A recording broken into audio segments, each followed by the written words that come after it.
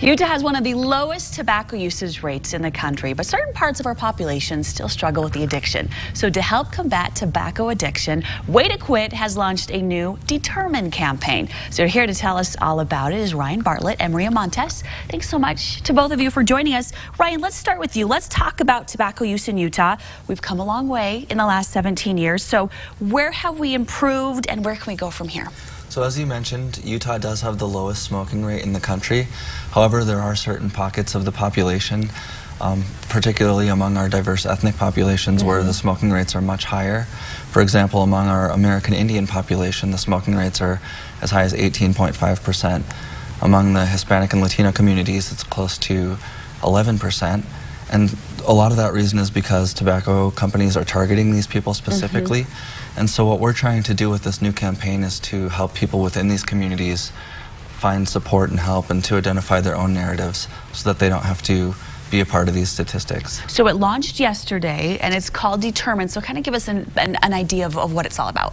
So Determined is about empowering people within these communities to change the narrative around tobacco use, to find things that define themselves that don't have to do with tobacco, and also to educate the public about the social issues and health issues facing these people within these communities. And we're calling these kind of priority populations. So Maria, why is this so important for these priority populations? Yes, so we see especially now with new markets targeting youth, for example, in these low-income populations that happen to be ethnically diverse, that unfortunately those youth are being targeted by some of these bigger tobacco retailers. They're setting up shops near their schools, and we see that very prominently in areas like Glendale, Rose Park, and West Valley City. So it's important for us to step up and make sure that we're doing the preventative work of this before it rises to more dangerous levels.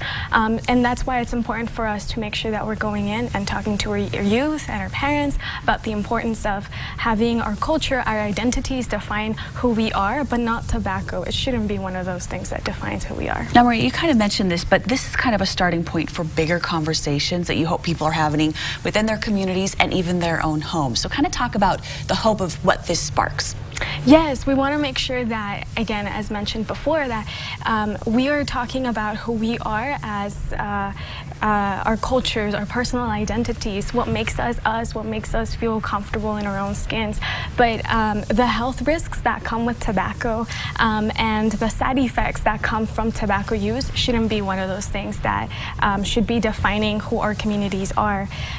We want to make sure that we're putting them forefront and center and that they're making educated decisions about the substances that they use, and tobacco is definitely at the forefront of this. Okay, Ryan and Maria, so excited about this new campaign. Going to do so many good things for our entire state, and the people who might not always feel like they're represented definitely will be with this. Thanks so much for joining us. More information on Determined and Way to Quit you can get to their website at abc4.com/GMU.